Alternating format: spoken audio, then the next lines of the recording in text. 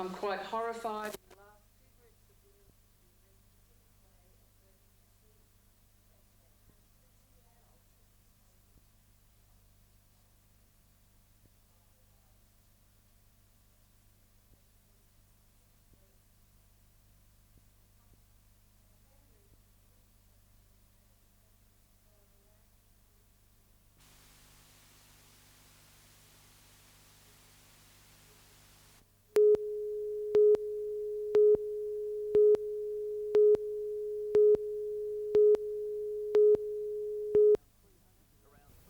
Around 300 cleaners from the Hunter downed tools for the meeting this morning. 7,000 met across the state. They're angry that despite increased productivity, their pay rates have stayed the same. The amount of work has dramatically increased. The productivity increases have been in excess of 60%, and many of them haven't had a pay rise. The union claims that the extra stress of the workload is making the cleaners sick. Our members are being affected health-wise. People are breaking down. The meetings resolved that where any member feels their workload is excessive and unable to be performed safely, the Industrial Relations Commission will be notified. Any additional work will be refused. Further meetings are planned next month.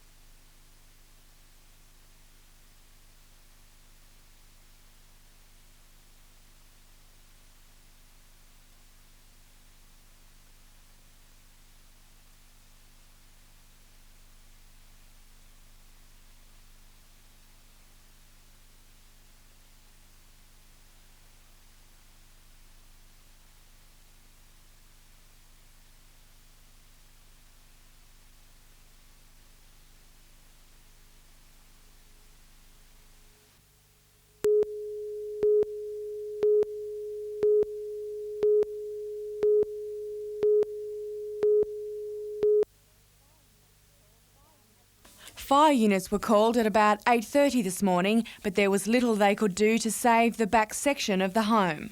We confined it to the rear section of the house.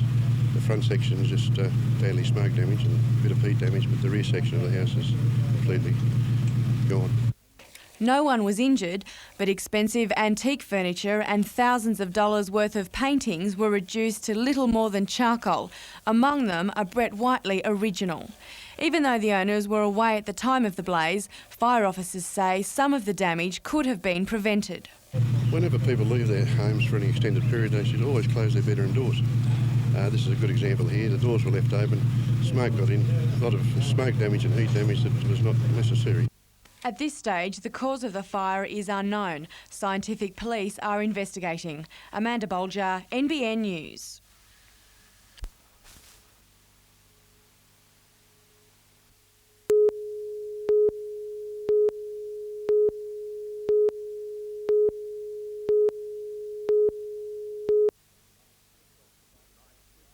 The Knights limped off the bus last night, still coming to terms with a one-point victory after a field goal from Matthew Johns. I knew one of the Matty or Joe was going to go for it tonight, and as soon as they hit it, it was just so sweet. I was just so happy. Muir was outstanding, scoring 2 tries, but was one of a growing number to join the injury list. These are just some of the concerns, offset by the possibility of Mark Glanville rejoining the squad and the growing confidence. Yeah, plenty of noodles going around, but we'll do the job. If we're on our game, we can beat the Canberras and the Manlys, and there's no worries about that at all.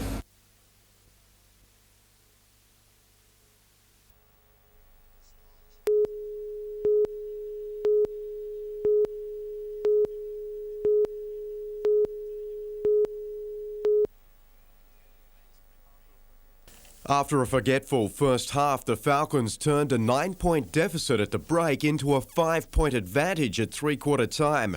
The 60-36 second half effort was sparked by Grant Kruger, who hit 13 in the third term and received plenty of attention from Geelong. When it was time for a character check, he had his hand up and he stepped forward to be counted, and that was a great performance. With Tony Jensen returning to his best and contributions from Hayes, Johnson and Smith, the Falcons ran away with the game in the final quarter for a 17-point victory.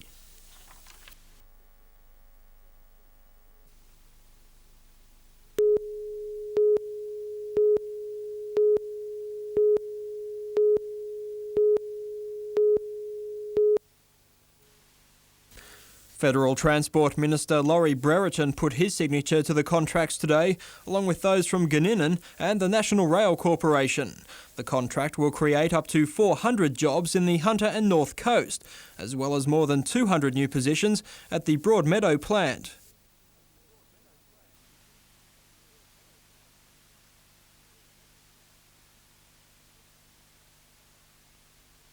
Eventually, 10 new locomotives will roll off the production line in Newcastle every 6 weeks, doubling the existing Australian production rate. But to put this contract in perspective, it's about 1 3/4 times greater than the contract I remember signing in 1987 for the Sydney Harbour Tunnel. This is a massive contract by Australian standards.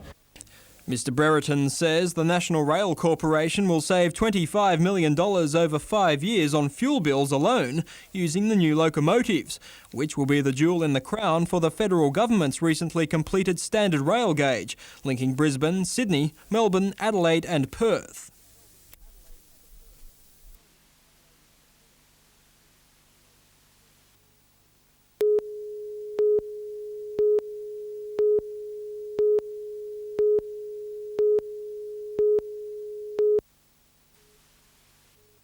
Ryan went through her heats undefeated at Lacanau and went into the final as favourite.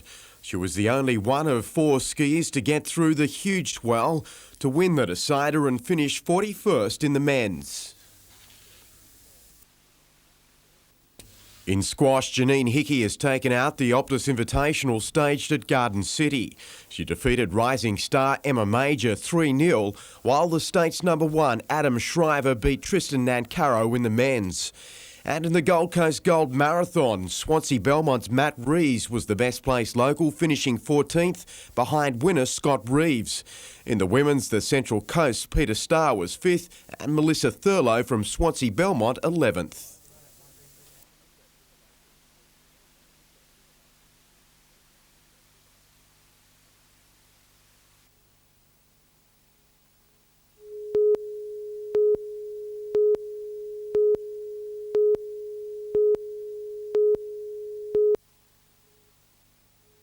The gymnasium at Erina will be used for training recreational gymnasts. Its completion a happy moment for developer Pat Briggs. About 350 gymnasts from kinder to adult levels will be taught the basic skills. For the girls and women, there will be tuition in floor routine, uneven bars and vault and beam, while 6 apparatus will be on offer to boys and men. On hand to prove the Central Coast gymnastic potential, top local competitor Bree Robertson. The Gosford youngster's been training at the State Sports Centre in Homebush and is now a member of the National Rhythmic Gymnastic team.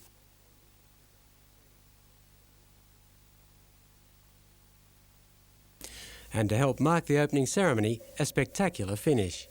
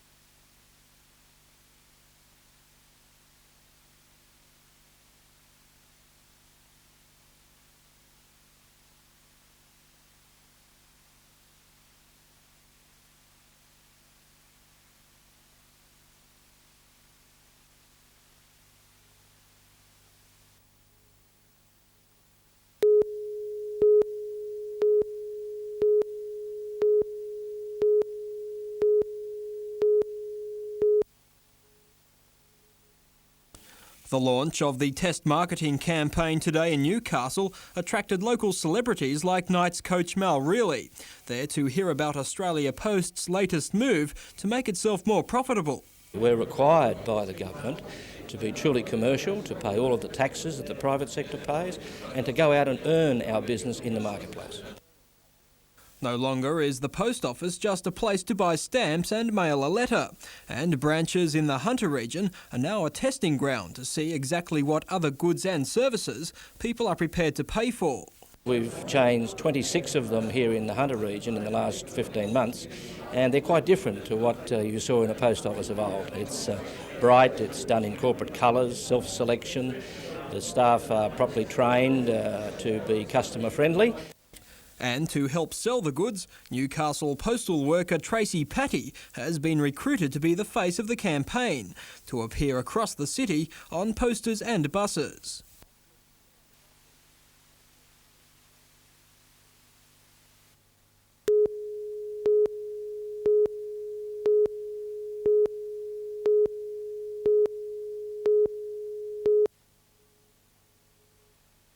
High-pressure hoses are what's needed to clean the David Allen, a dredge in the service of the Newcastle Ports Corporation.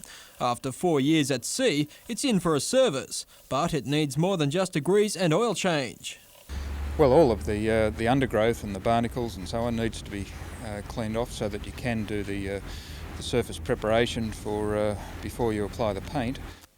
Workers at Fort Jacks Dry Dock expect to have the David Allen back in the water in 10 days. Meanwhile, the unusual appearance of the dredge in its split formation will continue to grace the harbour. Well, last year we did 22 dry dockings, and which was quite a good number. This year we haven't quite got up to that figure, but we're working very hard to achieve those sorts of numbers each year.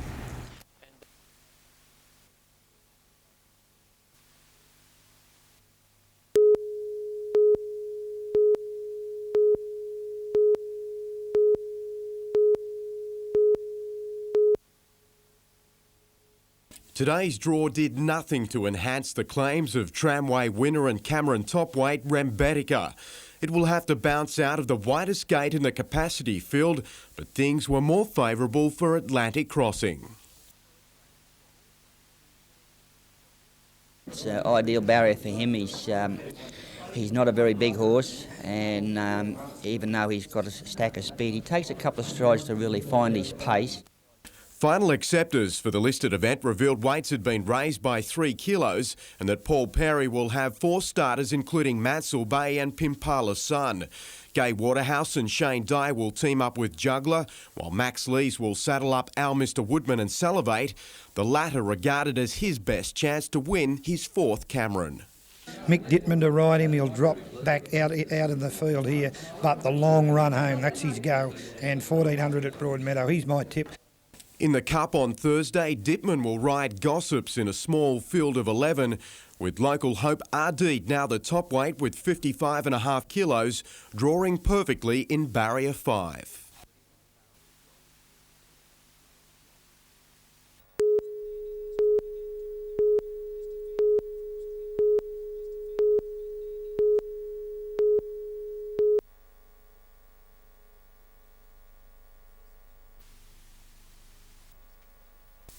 Averaging 1,300 inquiries a day, Orion's call centre aims at keeping its customers happy, and the effort has paid off. Thank you, bye. The company has been judged a world leader in customer service, outperforming 27 other major electricity utilities from the United States, the UK, New Zealand and Australia. Specifically areas like customer accounts, credit and collection and telephone and things like that. I think our competitive edge is simply that we've empowered our staff to be able to satisfy a customer inquiry at the time of contact. It's the first time Orion has been involved in the international study carried out by an American organisation. Today, staff were debriefed about the company's overall performance. The most typical thing you do with it is you run off and get their account while the call is still sitting back in the queue. While Orion fared well in many areas, there's also room for improvement. We've been able to bring back from the US where we attended some studies, some very good ideas about automation in vehicles and the like, so that we can handle customer inquiries not through a phone but directly into the vehicle. Meanwhile, in Sydney today, Orion executives were holding talks with Sydney Electricity on how the two companies will merge in the wake of the state government's industry restructure. Melinda Smith, NBN News.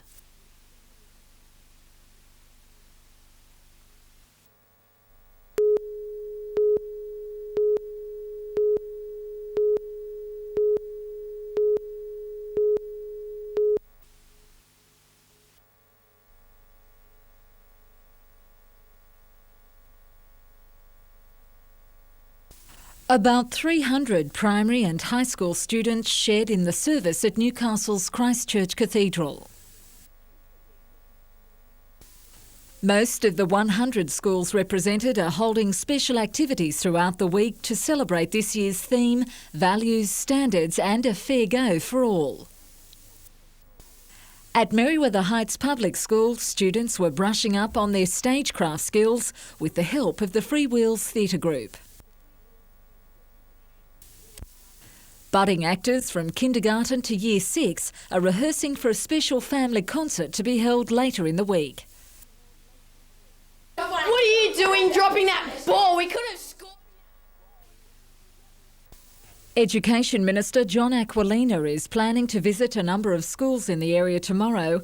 Earlier this week, his department released guidelines for the region's new structure, which will include 4 separate district offices.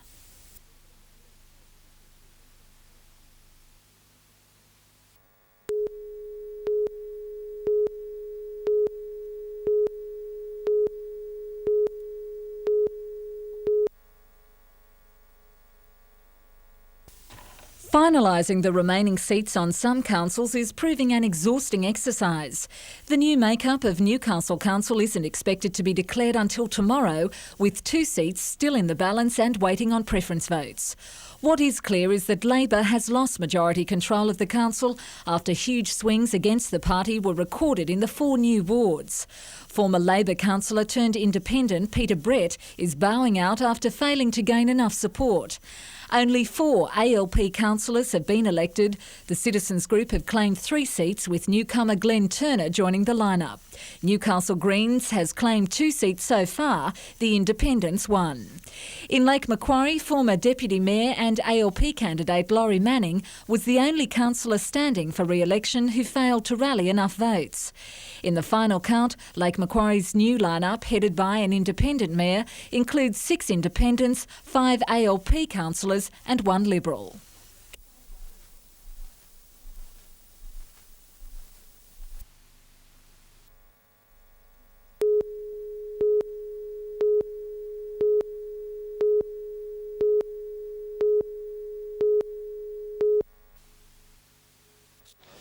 They have the opportunity to gain specialist training and coaching. They have the opportunity to represent a regional city to make a career out of their chosen sport. It's probably a sign of the time. If Ken might just pass this photograph. Mr. Colin Rogers have been very supportive since the inception of the Academy in 1989, and we're indeed pleased to have our academies. Exciting times with the year 2000 not so far away. Our executive officer.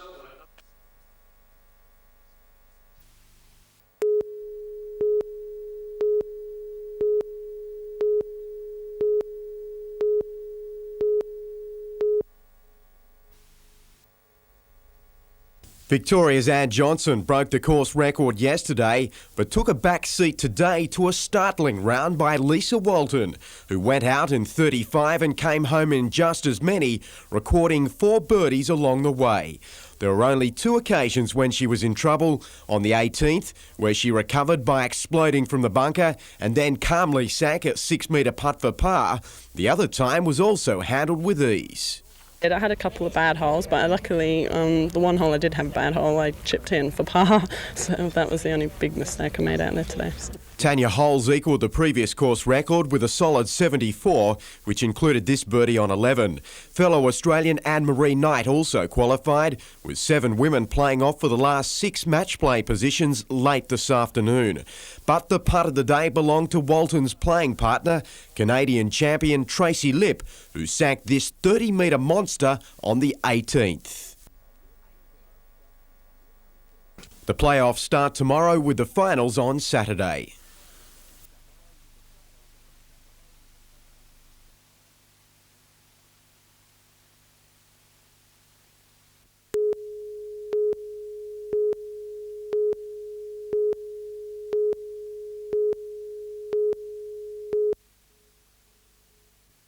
After setting a course record yesterday, Lisa Walton found herself 2 down at the turn against defending champion and 32nd qualifier Terry McKinnon.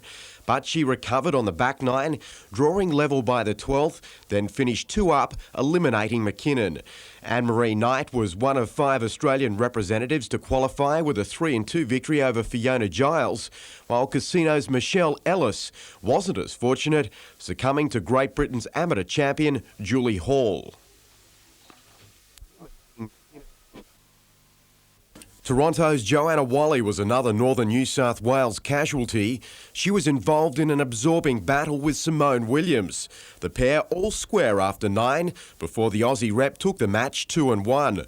Mullumbimby's Nikki James was also knocked out, losing her game 3-1.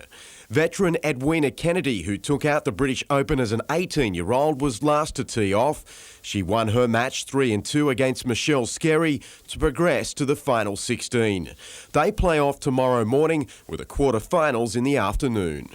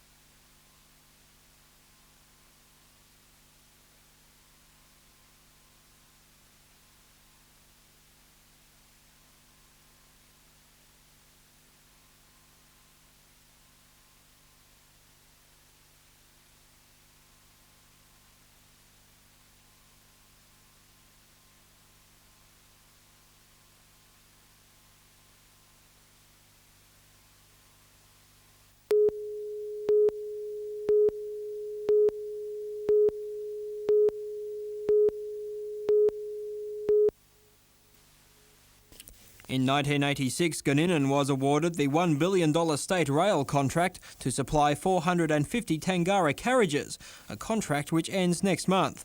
But somewhere along the line, State Rail paid out $12 million too much. The mistake eventually uncovered and corrected, and now before the New South Wales Auditor-General. Today, the opposition called on the government to explain the error, which State Rail has described as insignificant in terms of a $1 billion contract.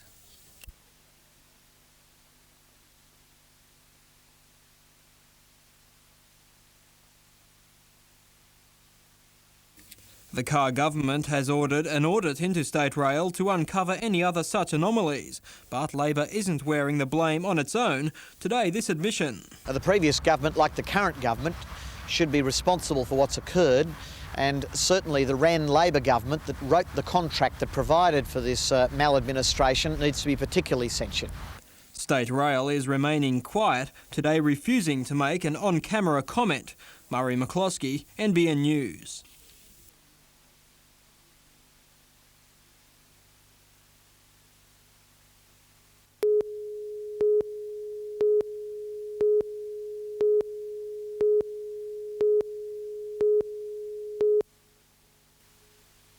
Spring was certainly in the air at beautiful Broadmeadow this afternoon, but for Kennedy and girlfriend Sasha Collins, it wasn't the only thing.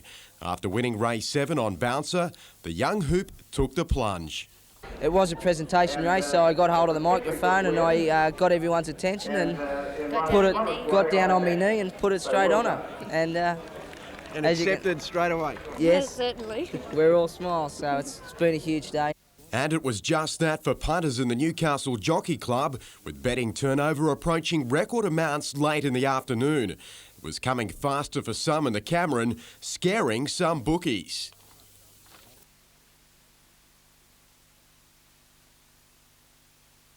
Most looked a picture in the mounting yard where opinion was divided, and at the top of the straight, all in the capacity field were still in the reckoning.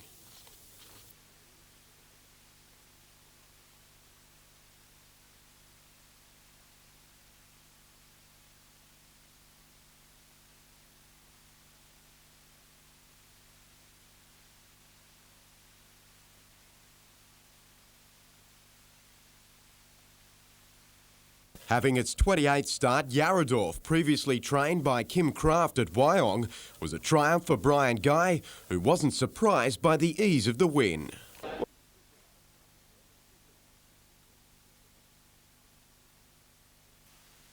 Having just his second ride on the horse, it was also a coup for jockey Corey Brown, who now has an imposing record at Broadmeadow.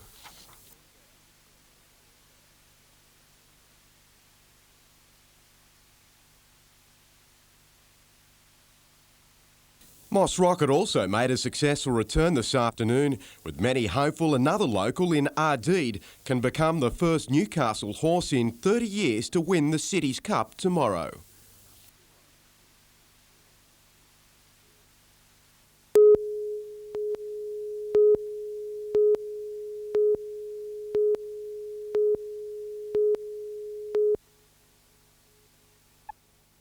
About 100 workers, angry and emotional, voiced their concerns this morning, claiming staffing levels at the John Hunter are just getting worse.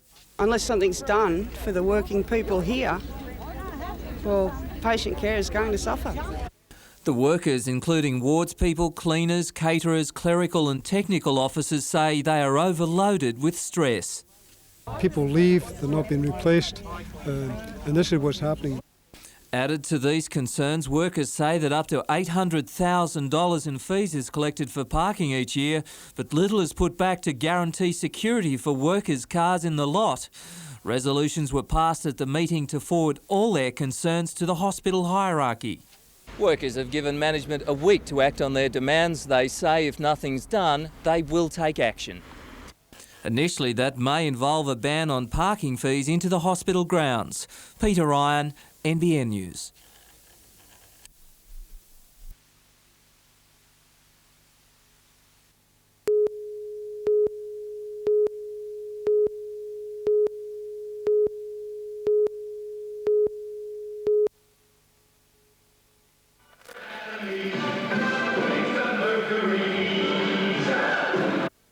It was a night of brightly clad models and bare-chested men, part of the Charlestown Square's Spring and Summer Fashion Parade. More than 1,000 people accepted invitations to the gala night, which included a range of clothing for all ages.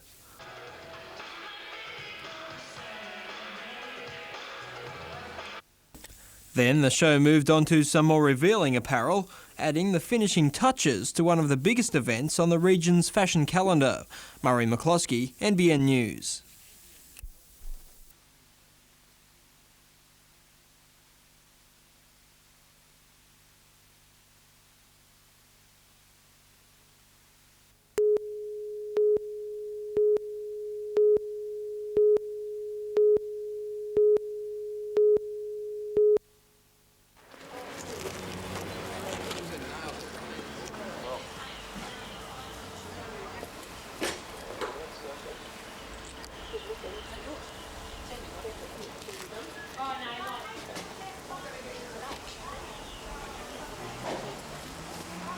It's not as damaged as what a late model car would be, that's for sure.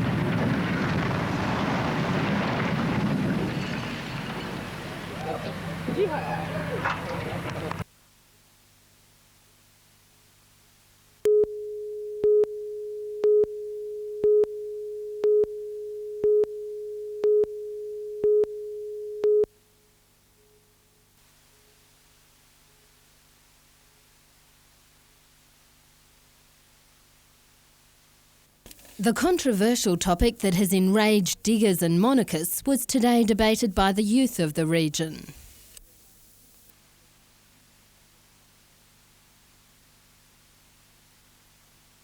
Held during Education Week, the final of the Catholic Schools debating competition was between St Joseph's Charlestown and St Joseph's Taree.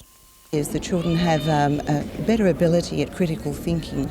They seem to have begun as public speakers and they've developed into debaters. Charlestown put a convincing argument that Australia needs a new flag, but the debate was won by St Joseph's Taree, saying the cost to change something that isn't needed would be unnecessary. I think the standard's very high. We're seeing students with confidence. We're seeing them valuing the opportunity to stand up and speak in front of a group, to formalise their arguments and even be a little bit cheeky. NBN News.